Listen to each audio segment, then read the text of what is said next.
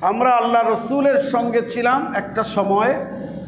তো আল্লাহ রসুল ওমরের হাতকে এভাবে ধরে রেখেছিলেন। আল্লাহ রসুলের হাতের ভিতরে ওমরের হাত ছিল। তো ওমর রাদিয়াল্লাহু তাআলা আনহু বলে উঠলেন আল্লাহ রসুলকে, ইয়া রাসূলুল্লাহ, লা আনতা আহাব্বু ইলাইয়া মিন কুল্লি শাইইন ইল্লা মিন নাফসি। ইয়া রাসূলুল্লাহ, সমস্ত কিছুর চাইতে আপনি আমার কাছে অধিক প্রিয়। আবার বলেন, ইয়া রাসূলুল্লাহ, সমস্ত কিছুর চাইতে আপনি আমার কাছে অধিক প্রিয়, ইল্লা মিন নাফসি, তবে আমার যে জীবনটা আছে এইটা ছাড়া। ওয়ানুমিনু বিহি ওয়া নাতাওয়াক্কালু আলাইহি ওয়া নাউযু বিল্লাহি মিন শুরুরি আনফুসিনা ওয়া মিন সাইয়্যাতি আ'মালিনা।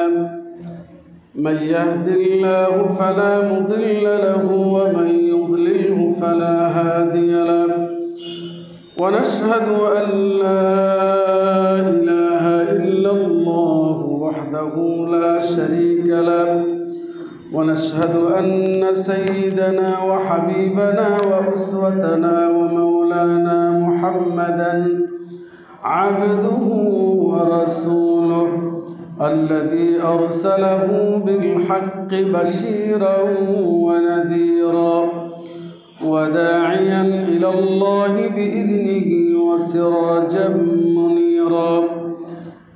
أما بعد، فقد قال الله تعالى في كلامه المجيد وفي فرقانه الحميد: أعوذ بالله من الشيطان الرجيم. بسم الله الرحمن الرحيم. قل إن كان آباؤكم وأبناؤكم وإخوانكم وأزواجكم وعشيرتكم وأموال اقترفتموها وتجارة تخشون كسادها ومساكن ترضونها أحب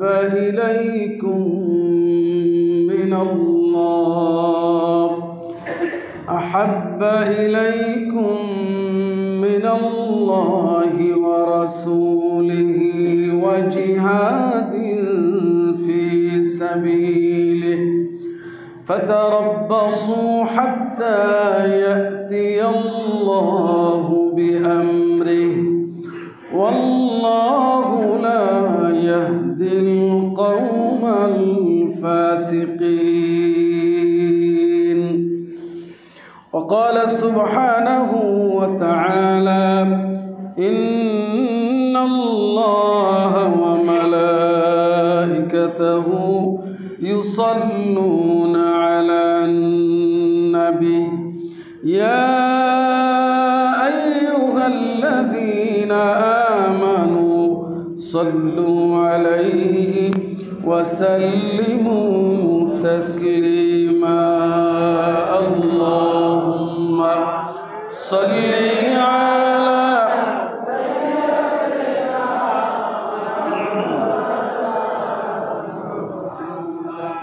وعلى آله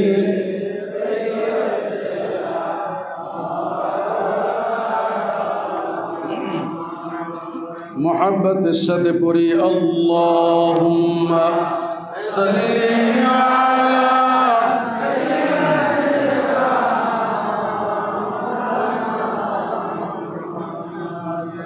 وعلى آله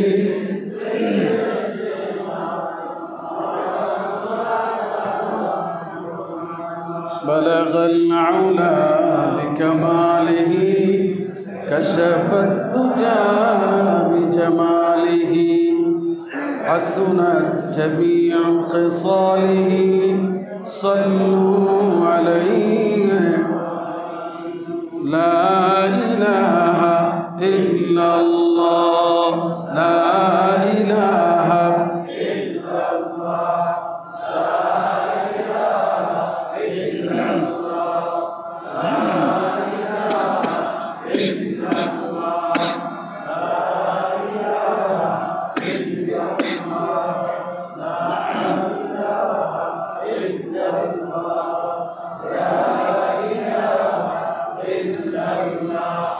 لا إله إلا الله لا إله إلا الله لا إله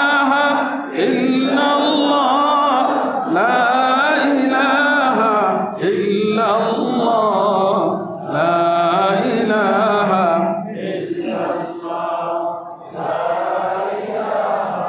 إلا الله لا إله إلا الله لا إله إلا الله محمد رسول الله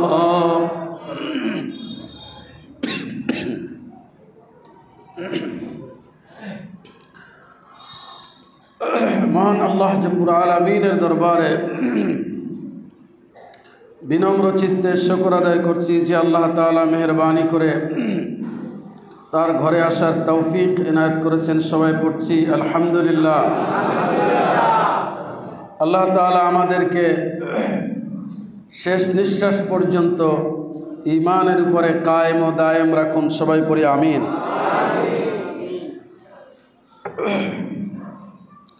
সম্মানিত মুসল্লিয়ান ইকরাম, প্রিয় ইমানদার ভাইয়েরা, সাইয়েদনা ওমর রাদিয়াল্লাহু তাআলা আনহুর জীবনী থেকে আমরা ধারাবাহিক আলোচনা করছি, বোঝার চেষ্টা করছি কেমন ছিলেন সাইয়েদনা ওমর রাদিয়াল্লাহু তাআলা আনহু। গত দুটি জুমায় আমরা আলোচনা করেছিলাম সাইয়েদনা ওমর রাদিয়াল্লাহু তাআলা আনহুর আল্লাহ প্রদত্ত বিশেষ এক ইলমি বিষয় নিয়ে, যেখানে আমরা আলোচনা করেছি এমন কিছু বিষয়ে সাইয়েদনা ওমর রাদিয়াল্লাহু তাআলা আনহু মত পেশ করেছিলেন যা আসমান থেকে আল্লাহ তাআলা তার মতের পক্ষে কোরআনের আয়াত নাজিল করেছিলেন। প্রিয় ভাই সব, আজ আমরা সাইয়েদনা ওমর রাদিয়াল্লাহু তাআলা আনহুর যে বিষয়টি আলোচনা করব তাহলে হুব্বু ওমর লিন-নবী সাল্লাল্লাহু আলাইহি ওয়াসাল্লাম। রাসূল করিম সাল্লাল্লাহু আলাইহি ওয়াসাল্লামকে সাইয়েদনা ওমর রাদিয়াল্লাহু তাআলা আনহু কেমন ভালোবাসতেন, তার ভালোবাসাটা কেমন ছিল, এবং এই ব্যাপারে কোরআন আমাদেরকে কি বলে। আমার কাছে আলোচনাটা এতটাই গুরুত্বপূর্ণ যে একজন মুমিন এই ব্যাপারে এক চুল পরিমাণ তার হায়াতে জিন্দিগিতে এক মুহূর্তের জন্য এদিক ওদিক করতে পারবে না। ব্যাপারটা এই রকম। এই আলোচনায় আমরা কোরআনের 3টি আয়াত আলোচনায় নিয়ে আসব। আমি শুরুতেই বলছি যাতে ভুলে না যায়, আপনারা চেষ্টা করবেন এই 3টি আয়াত বাসায় গিয়ে পড়াশোনা করবার জন্য। প্রত্যেকের কাছে আমি জোর অনুরোধ করব, অবশ্যই আপনারা আপনাদের সুযোগ মতো মাতৃভাষায়, যারা আরবি বোঝেন না, আপনারা কোরআন খুলে এই আয়াতগুলির অর্থ পড়বার চেষ্টা করবেন। পুরোটুকু বুঝে না আসলে কোনো আলেমের সান্নিধ্যে গিয়ে বোঝার চেষ্টা করবেন। সূরাতুত তাওবা আয়াত নাম্বার 24, সূরাতুত তাওবা আয়াত নাম্বার 23 এবং 24, সূরা তাওবার এই দুটি আয়াত এবং সূরাতুল মুজাদালার 22 নং আয়াত। কয়টা আয়াত বলেছি? 3টা। সূরা তাওবার দুটি আয়াত 23 এবং 24, সূরাতুল মুজাদালার 22 নং আয়াত। অর্থাৎ সূরা মুজাদালার এটা শেষ আয়াত। সূরা তাওবা 10 নম্বর পারায়, আর সূরাতুল মুজাদালা হলো 28 নম্বর পারার প্রথম সূরা। মনে থাকবে তো ইনশাআল্লাহ তাআলা? কতটুকু মনে রাখলেন এটা পরবর্তীতে আমি মুমিন ভাই হিসেবে জিজ্ঞেস করব, যে কাউকে জিজ্ঞেস করতে পারি যে বলেন এটা পড়েছিলেন কিনা। আশা করি আপনারা বেজার হবেন না। আল্লাহ তাআলা আমাদেরকে ঈমানের উপরে কায়েম ও দায়েম রাখুন। সাইয়্যিদুনা ওমর রাদিয়াল্লাহু তাআলা আনহু আব্দুল্লাহ বিন হিশাম থেকে বর্ণিত, তিনি বলছেন, কুন্না মা'আন নবী সাল্লাল্লাহু আলাইহি ওয়াসাল্লাম ফাকালা লাহু ওমর, আমরা আল্লাহ রসুলের সঙ্গে ছিলাম।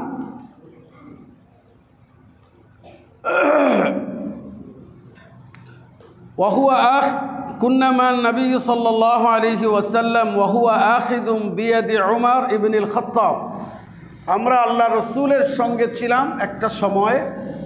তো আল্লাহ রসুল ওমরের হাতকে এভাবে ধরে রেখেছিলেন। আল্লাহ রসুলের হাতের ভিতরে ওমরের হাত ছিল। তো ওমর রাদিয়াল্লাহু তাআলা আনহু বলে উঠলেন আল্লাহ রসুলকে, ইয়া রাসূলুল্লাহ, লা আনতা আহাব্বু ইলাইয়া মিন কুল্লি শাইইন ইল্লা মিন নাফসি। ইয়া রাসূলুল্লাহ, সমস্ত কিছুর চাইতে আপনি আমার কাছে অধিক প্রিয়। আবার বলেন, ইয়া রাসূলুল্লাহ, সমস্ত কিছুর চাইতে আপনি আমার কাছে অধিক প্রিয়, ইল্লা মিন নাফসি, তবে আমার যে জীবনটা আছে এইটা ছাড়া। বুঝে আসছে কথাটা? প্রতিটি শব্দ বোঝার চেষ্টা করতে হবে, যেহেতু কথাগুলি আপনার আমার ঈমানের সাথে সম্পর্কিত, এবং এই কথাগুলি মোটেও আমার না যে আপনি মন না যেমন মনে চাইলে তেমন শুনলেন, ব্যাপারটা এইরকম না। আমি কথা বলছি, এই কথাগুলি আমার জন্য যেমন আপনার জন্য ঠিক সমান গুরুত্বপূর্ণ। সুতরাং খতিব সাহেব হুজুর বলে বলুক, আমরা শুনতেছি, ব্যাপারটা এইরকম না। বুঝে আসছে? সাইয়্যিদুনা ওমর বললেন, ইয়া রাসূলুল্লাহ, লা আনতা আহাব্বু ইলাইয়া মিন কুল্লি শাইইন ইল্লা মিন নাফসি, আপনি আমার কাছে সব কিছুর চাইতে বেশি প্রিয়, তবে কি ছাড়া? ইল্লা মিন নাফসি, আমার যে জীবনটা আছে, জানটা আছে, এইটা ছাড়া। সাইয়্যিদুনা ওমর রাদিয়াল্লাহু তাআলা আনহু এটা কেন বললেন? তিনি ভেবেছিলেন যে জীবনের ব্যাপারটা তো আলাদা, নিজের জান এটা তো আলাদা। ফাকাল নবী সাল্লাল্লাহু আলাইহি ওয়াসাল্লাম, লা লা, আল্লাহ রসুল ওমরকে বললেন, না ওমর, তুমি ঠিক বলো নাই। কি বলো নাই? তুমি ঠিক বলনি ওমর। ওমরের হাত কোথায়? আল্লাহ রসুলের হাতের ভিতরে। আল্লাহ রসুল এই কথা বলে বললেন, ওয়াল্লাযী নাফসি বিয়াদিহি হাত্তা আকুনা আহাব্বা ইলাইকা মিন নাফসিক। ওমর, তুমি ঠিক বলনি, তোমার ঈমান পূর্ণতা পায়নি। আমি সেই মহান সত্তার কসম করে বলছি, যার মুঠে আমার প্রাণ, আমি মুহাম্মদ যতক্ষণ না তোমার কাছে তোমার জীবনের চাইতেও বেশি প্রিয় হব, ততক্ষণ তুমি আমার পূর্ণ মুমিন হবে না। বুঝে আসছে? সাইয়্যিদুনা ওমর এই কথা শুনবার সাথে সাথে আর দেরি করলেন না। ফাকাল লাহু ওমর, সঙ্গে সঙ্গে ওমর বললেন, ফাইন্নাহুল আন ওয়াল্লাহি লা আনতা আহাব্বু ইলাইয়া মিন নাফসি। ইয়া রাসূলুল্লাহ, আমি তো এটা বুঝিনি, তবে আপনার কথা শুনলাম আর বুঝলাম, এখন আপনি আমার কাছে আমার জানের চাইতেও বেশি প্রিয়। আল্লাহ রসুল প্রতি উত্তরে বললেন, ফাকালান নবী আলাইহিস সালাতু ওয়াস সালাম, আল আনা ইয়া ওমর। হ্যাঁ ওমর, হ্যাঁ, এখন তুমি ঈমানকে পূর্ণ করেছ। সুবহানাল্লাহ বলুন।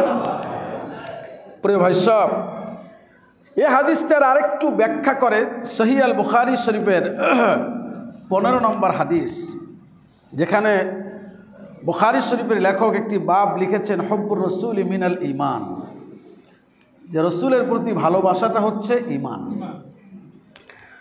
আল্লাহ রসুল বলেছেন, হাদিস আপনারা শুনেছেন, আমিও এখানে আলোচনা করেছি, আবার স্মরণ করিয়ে দিচ্ছি।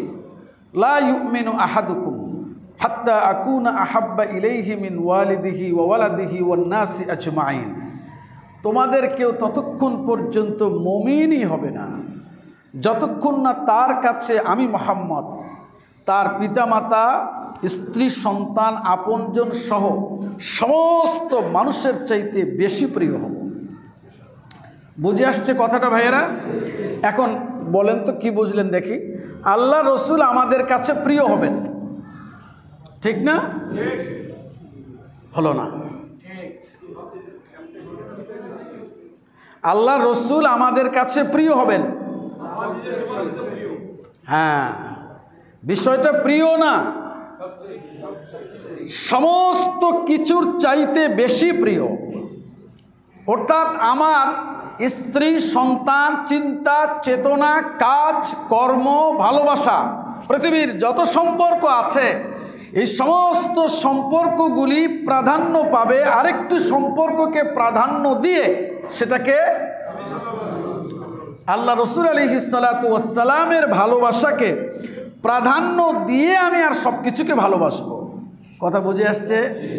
আমার স্ত্রীকে আমি ভালোবাসবো, তবে যদি দেখা যায় আমার স্ত্রীর ভালোবাসা আমার রসুলের রেখে যাওয়া দ্বীনের বিপরীত হচ্ছে, তাহলেই আমার ঈমান থাকলো না। বুঝে আসছে? এই যে ঈমান থাকলো না বললাম, এইটা আমার থেকে না, আমি কোরআন দিয়ে দলিল দিয়ে বলবো। আমার সন্তানের কর্মকাণ্ড আল্লাহর রসুলের রেখে যাওয়া দ্বীনের বিপরীতে, আমি আমার সন্তানের সাথে একেবারেই মহব্বতের সম্পর্ক নিয়ে আছি, আল্লাহ তাআলা বলেছেন তোমার ঈমান ভুয়া। আমি আমার পিতামাতাকে জানি তারা স্পষ্টত আল্লাহ, তার রসুল আর কোরআনের বিপরীতে অবস্থান করছে, এরপরেও তাদের ভালোবাসায় আমি অন্ধ হয়ে আল্লাহ এবং তার রসুলের ভালোবাসাকে গুরুত্বহীন করে দিচ্ছি। আল্লাহ তাআলা বলেছেন তুমি ঈমানদারদের অন্তর্ভুক্ত নও। বুঝে আসে নাই? প্রিয় ভাই সব, এবার দেখুন সূরা তাওবা আয়াত নাম্বার হলো 24। কত? আল্লাহ তাআলা রসুলকে বলছেন, নবী আপনি বলুন, ইন কানা আবাউকুম, যদি তোমাদের পিতামাতা, ওয়া আবনাউকুম তোমাদের সন্তান সন্ততি, ওয়া ইখওয়ানুকুম তোমাদের ভাই ব্রাদার, ওয়া আজওয়াজুকুম তোমাদের স্ত্রী বা স্বামী, ওয়া আশিরাতুকুম তোমাদের আত্মীয় স্বজন, ওয়া আমওয়ালুন ইকতারাফতুমুহা তোমাদের উপার্জিত সম্পদ, গাড়ি বাড়ি, বিত্ত বৈভব, ওয়া তিজারাতুন তাখশাউনা কাসাদাহা তোমাদের ওই ব্যবসা যার মন্দাকে তোমরা ভয় পাও, ব্যবসার লসকে ভয় পাও, ব্যবসা ক্ষতিগ্রস্ত হয়ে যাবে এ ব্যাপারে তোমরা ভয় পাও, ওয়া মাসাকিনু তারদাউনাহা এবং তোমাদের ওই সব বাড়িঘর যেগুলোকে তোমরা পছন্দ করো। বুঝে আসছে কথাগুলি? আল্লাহ তাআলা আমাদের রসুলকে বলছেন, নবী আপনি বলুন, তোমাদের বাবা মা, সন্তান সন্ততি, ভাই ব্রাদার, স্বামী স্ত্রী, আত্মীয় স্বজন, তোমাদের ওই সব সম্পদ যা তোমরা উপার্জন করেছ, তোমাদের ওই সব ব্যবসা বাণিজ্য যেগুলো নষ্ট হয়ে যাওয়ার ভয় করছো, এবং তোমাদের প্রিয় ঘর বাড়িগুলি, এই সব কিছু যদি আহাব্বা ইলাইকুম মিনাল্লাহি ওয়া রাসূলিহি ওয়া জিহাদিন ফি সাবিলি তিনটা জিনিস থেকে বেশি প্রিয় হয়। আবার বলছি, আল্লাহ তাআলা রসুলকে নির্দেশ করছেন আপনি বলুন, তোমাদের বাবা মা, স্ত্রী, সন্তান, আত্মীয় স্বজন, ব্যবসা বাণিজ্য, বাড়ি গাড়ি যা আছে, এরপরে আর মানুষের জীবনে কিছু আছে নাকি? কথা বলেন, আছে? এই সমস্ত কিছু যদি তিনটি জিনিস থেকে তোমার কাছে বেশি প্রিয় হয়, কয়টা জিনিস? কয়টা জিনিস? তিনটা জিনিস থেকে যদি তোমাদের কাছে বেশি প্রিয় হয়, এক, মিনাল্লাহি ওয়া রাসূলিহি ওয়া জিহাদিন ফি সাবিলি, আল্লাহ, তার রাসূল এবং আল্লাহর পথে সংগ্রাম, জিহাদ। কয়টা হলো? আবার বলছি, আল্লাহ, তার রাসূল এবং আল্লাহর পথে জিহাদ। কয়টা? আবার বলছি, আল্লাহ, তার রাসূল এবং আল্লাহর পথে জিহাদ। এই তিন জিনিস থেকে যদি বেশি প্রিয় হয়, ফাতারাব্বাসু, নবী আপনি বলুন তাহলে তোমরা অপেক্ষা করো, হাত্তা ইয়াতিয়াল্লাহু বিআমরিহি, যতক্ষণ না আল্লাহ তাআলা তার নির্দেশ নিয়ে হাজির হয়ে যান। এর মানে হলো, তোমরা যদি এই সব বিষয়গুলিকে, এই তিন জিনিসের চাইতে বেশি ভালোবাসো, তাহলে আল্লাহর নির্দেশের অপেক্ষা করো। তার মানে আল্লাহ তাআলা তোমাকে তোমার জায়গা থেকে সরিয়ে দিয়ে আরেকজন মুমিনকে তোমার জায়গায় দাঁড় করিয়ে দিবেন। কিছু বুঝলেন ভাইয়েরা?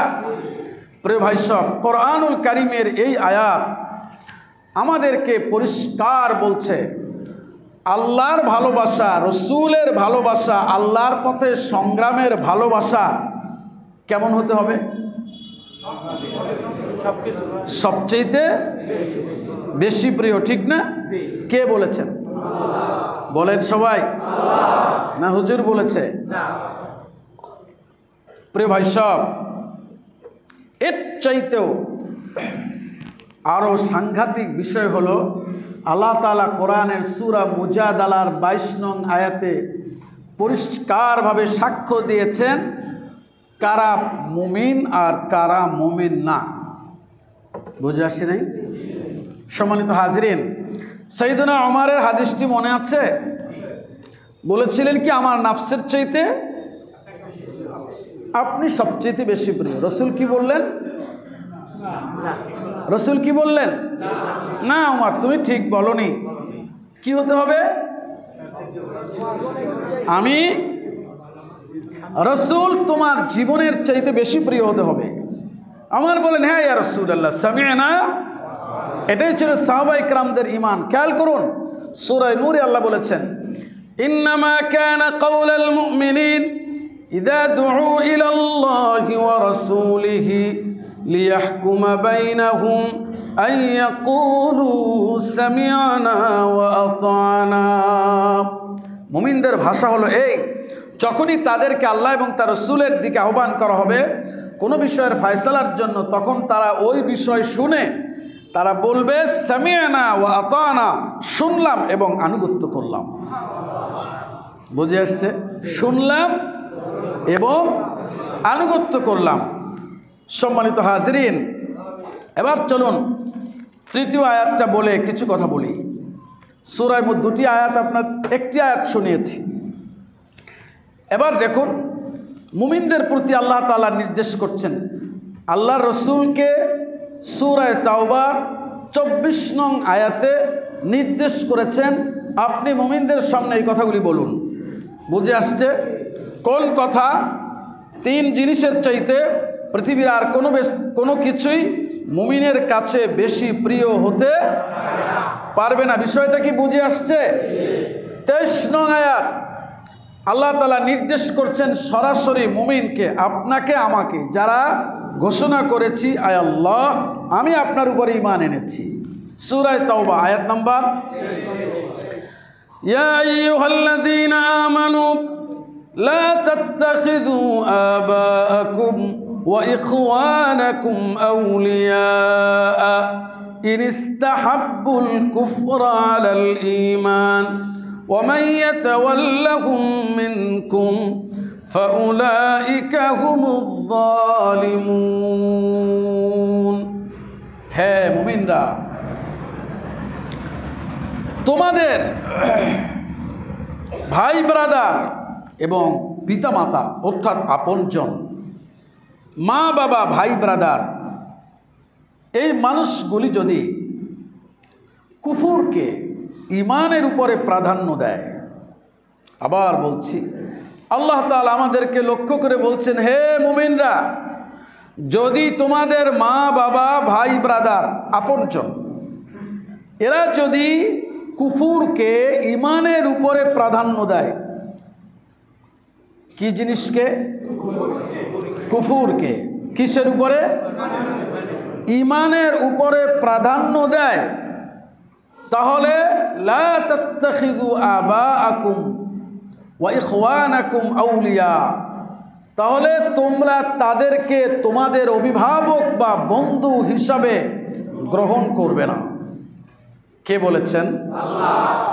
ওয়া মান ইয়াতাওয়াল্লাহু মিনকুম, তোমাদের মধ্য থেকে যে এমনটা করবে, বাপ ইসলামের বিরোধিতা করলো, ছেলেও তার পেছনে ছুটলো, ভাই কোরআনের বিরোধিতা করলো, বাবা তার পেছনে ছুটলো, আপনজন কেউ আল্লাহ রসুলের মহব্বতের বিপরীতে কাজ করলো, সেও তার সঙ্গে মিলে গেল, তো আল্লাহ তাআলা বলেছেন এমনটা যেই তোমাদের করবে ফাউলাইকা হুমুয যালিমুন, সে জালিম। সে কি? জালিম। এখন সে যে জালিম, তার এই জালিম বা তার এই জালিমের জুলুমের মাত্রা কতটুকু? সূরা মুজাদালা আয়াত 22, সূরাতুল মুজাদালা আয়াত 22। আবার বলেন তো কোন সূরা? আয়াত নাম্বার 22। কোন পারায় আছে এই সূরাটা? 28 নম্বর পারার কয় নম্বর সূরা?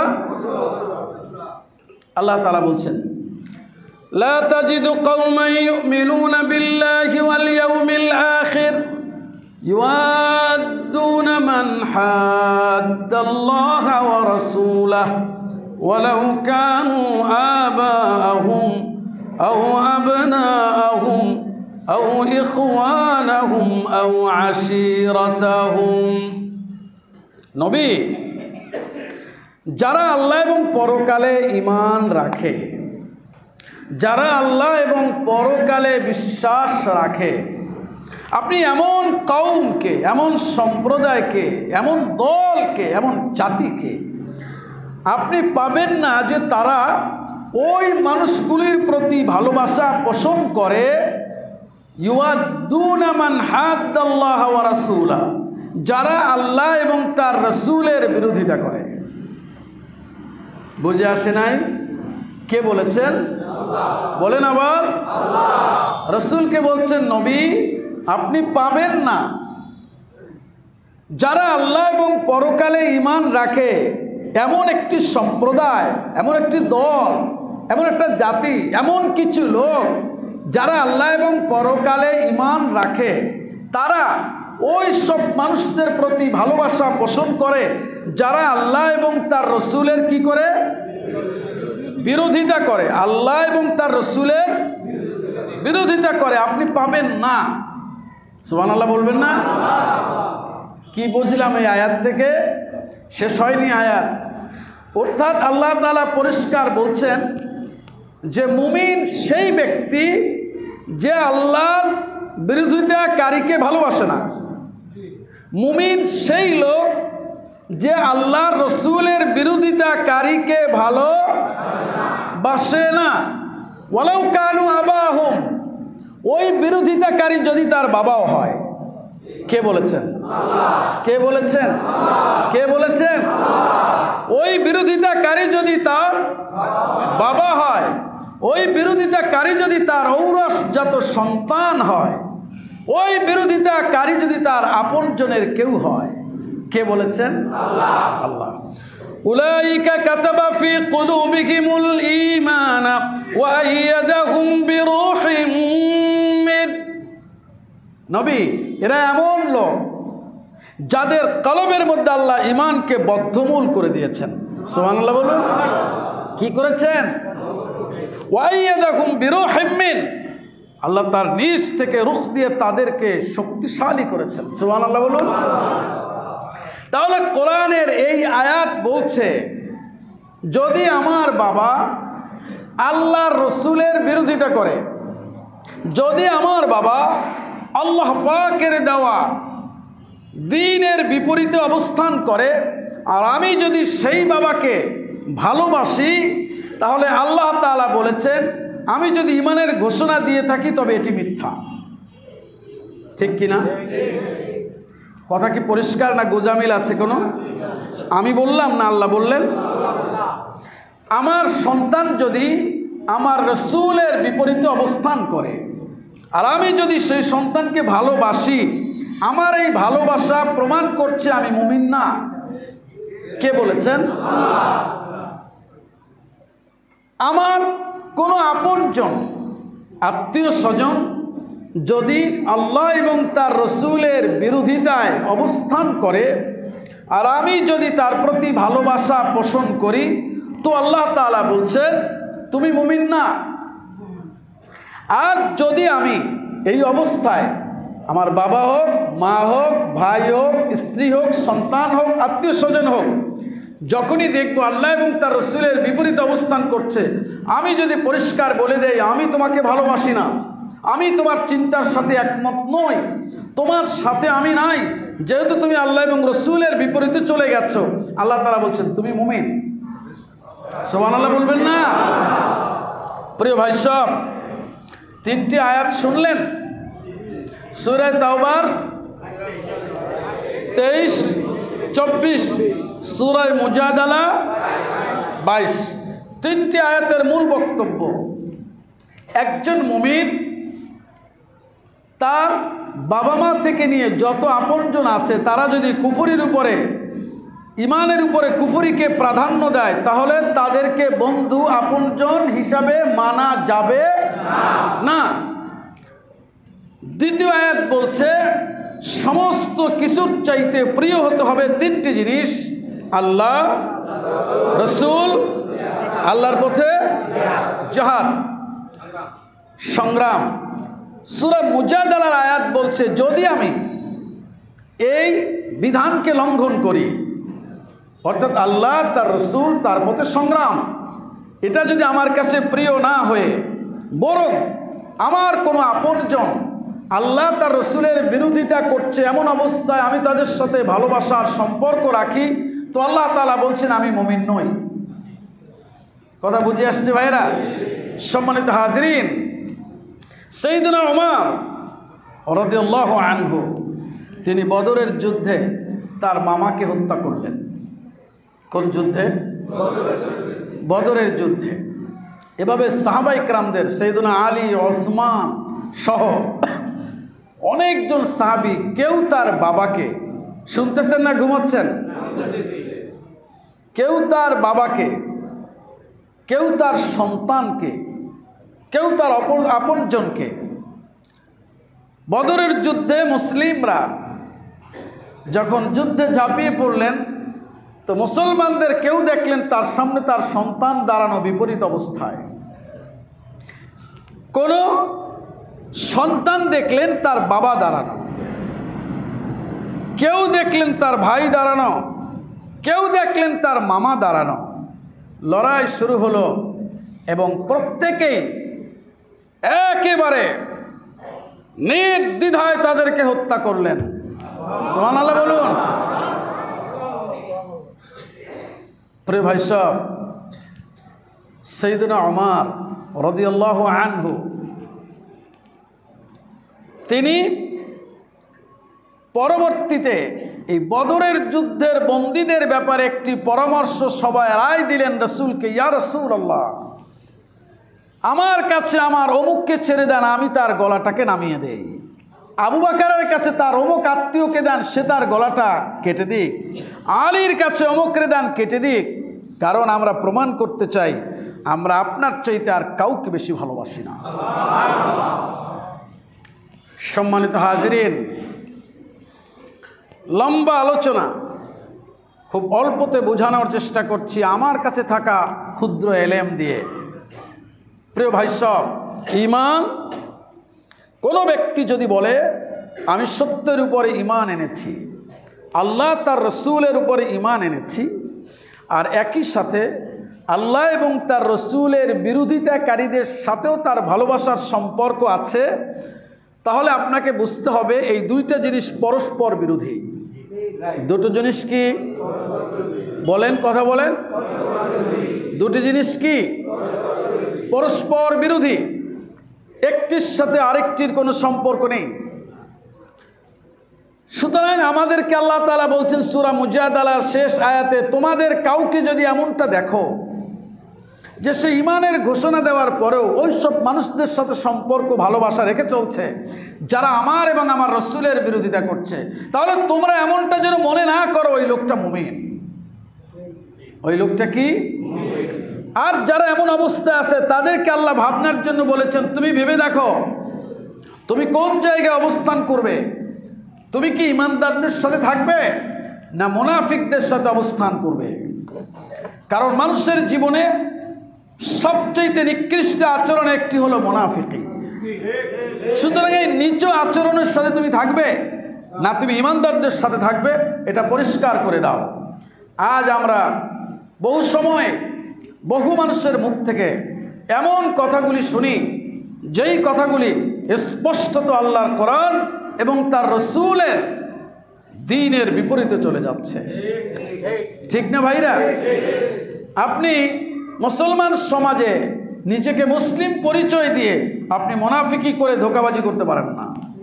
আপনি পরিষ্কার বলুন আমি মুসলিম নই। আপনার সাথে তো আমাদের কারো দ্বন্দ্ব নেই, আছে বলেন? হ্যাঁ, কিন্তু ইসলামের বিপরীতে অবস্থান করবেন আর বলবেন আমি মুসলমান। আপনার ইমানকে পরিশুদ্ধ করা উচিত, তওবা করা উচিত। মনে রাখবেন আল্লাহ সুবহানাহু ওয়া তাআলা কিয়ামতের ময়দানে বিচার ফয়সালা করে সমস্ত মানুষকে দুই দিকে বিভক্ত করবেন। কয় দিকে? মানুষের কর্মকাণ্ডের ভিত্তিতে এই পৃথিবীতে নানাবিধ স্তর হতে পারে, কিন্তু পরিণামের দিক থেকে স্তর হবে দুটো। কয়টা? দুইটা। পরিণামের দিক থেকে কয়টা হবে? কেউ এখানে কাফের, কেউ তো মুশরিক, কেউ তো মুনাফিক, কিন্তু প্রকৃত মুমিনের বিপরীতে যারা আছে তাদের সবার পরিণাম হবে এক। বুঝে আসছে? আর ইমানের মধ্যে যারা আছে তাদের পরিণাম হবে এক। এজন্য আল্লাহ তাআলা সূরা আশ-শূরায় বলেছেন ফারিকুন ফিল জান্নাহ ওয়া ফারিকুন ফিস সাঈদ, একদল চলে যাবে আমার জান্নাতে আর একদল চলে যাবে জাহান্নামে। কথা বুঝে আসছে ভাইরা? সুতরাং কোরআন আমাদেরকে বলছে আমাদের ইমানকে যেন আমরা স্বচ্ছ রাখি এবং আমাদের যত আপনজন আছে সে আপনজনদেরকে এই তালিম তাদেরকে দিয়ে তাদের ইমানকেও পরিশুদ্ধ করে দেয়। খবরদার আপনি কোনো অবস্থাতেই কোরআনের বিপরীত শব্দ উচ্চারণ করছে এমন মানুষকে যদি আপনি এটাকে স্বাভাবিকভাবে নেন, আল্লাহর ইজ্জত এবং জালালিয়াতের কসম, আপনি যদি পৃথিবীর সবচেয়ে বড় তাহাজ্জুদ গুজারি হয়ে যান, আপনি যদি পৃথিবীর সবচেয়ে বড় দানশীল হয়ে যান, আপনি যদি পৃথিবীর সবচেয়ে জাকির হয়ে যান, জিকিরকারী হয়ে যান, আল্লাহর ইজ্জত এবং জালালিয়াতের কসম আপনি আল্লাহর দরবারে আপনার ঈমানকে প্রমাণ করতে পারবেন না। এটা কে বলেছেন? কে বলেছেন? কে বলেছেন? আল্লাহ তাআলা এই জন্য বলেছেন ইয়া আইয়ুহান নাস ইন্না ওয়াদাল্লাহি হাক্কুন ফালা তাগুররান্নাকুমুল হায়াতুদ দুনিয়া, দুনিয়ার জীবন যেন তোমাদেরকে প্রতারিত না করে। আপনি বিত্ত বৈভব বৈষয়িক কোনো স্বার্থের কারণে আপনি এমন কথা বলছেন যেই কথা আপনাকে নিশ্চিত জাহান্নামী হিসেবে সাব্যস্ত করছে। এটা কেন করবেন? আপনি এটা করতে পারেন না। প্রিয় ভাই সব, এটা বুদ্ধির আলামত না। আপনি এখন চিৎকার করে বলবেন, বিরাট বড় স্বপ্ন দেখবেন যে কালকে আপনি টাইটানিক জাহাজের মালিক হয়ে যাবেন, সুতরাং আজকে দিনের বিরুদ্ধে কথা একটা কয়ে ফেলাই দিই। কিন্তু ফজরের পরে উঠে দেখবেন উঠতেই পারবেন না। ফজরের আগে মাইকে ঘোষণা হবে আপনি নাই। টাইটানিক জাহাজ দিয়ে করবেন কি আপনি? কথা বুঝতে পারি নাই? আল্লাহ কোরআনে বলেছেন আলহাকুমুত তাকাসুর হাত্তা যুরতুমুল মাকাবির, বেশি পাওয়ার ধান্দা তোদেরকে ধ্বংস করে দিয়েছে, এমনকি কবর পর্যন্ত পৌঁছে যাচ্ছ। তুমি আমেরিকার ডাক্তার দেখাইও যদি খাদ্যের রুচি বৃদ্ধি করে আসো, তাহলে তোমার পেটের যে সাইজ এর চাইতে বেশি তুমি ঢুকাতে পারবে না। তুমি যদি সারা পৃথিবীর সবচাইতে বড় ডাক্তারের মাধ্যমেও ট্রিটমেন্ট করে আসো, তারপরেও তুমি পৃথিবীর ততটুকু ভোগ করতে পারবে যতটুকু তোমার জন্য নির্ধারিত, এর বেশি না। সুতরাং ধান্দাবাজি ছেড়ে দিতে হবে মুমিনদের। কোনো রকমের মুনাফিকের সাথে থাকা যাবে না। রাজি আছি আমরা ইনশাআল্লাহ? কারা কারা রাজি আছি? নারায়ে তাকবীর। আলহামদুলিল্লাহ, এটা আমার দায়িত্ব ছিল, আমি বলে ফেললাম। কিয়ামতের ময়দানে যাতে বাইতুল আমানের মুসল্লি যে আমার পিছনে জুমা পড়ল দীর্ঘদিন, সেজন্য এটা বলতে না পারে, আল্লাহ গো খতিব সাহেব তো এটা বলে নাই, আমরা তো বুঝছিলাম নামাজ রোজা করব আর জীবনে একবার হজ করে আসবো, বুড়ো বয়সে ঠ্যাং ঠং যখন আউলেই টাউলেই যাইবে, এদিক ওদিক যায়, যখন আর কোনো ক্ষমতা নাই তখন গিয়ে তোমার ঘর তপ করে এসে গুনা টুনা সব মুছাইয়া এরপরে কবরে যাব। কিন্তু কোরআন অনুযায়ী যে আমার পরিবার চালান লাগবে, কোরআন অনুযায়ী যে আমার সমাজ চালাতে হবে, কোরআন অনুযায়ী যে আমার বিচার ফয়সালা করতে হবে, এই কথা তো খতিব সাহেব কোনোদিন বলে নাই। এই কথা যাতে আপনি বলতে না পারেন, সেই জন্য আমার জায়গা থেকে আমি পরিষ্কার হয়ে গেলাম।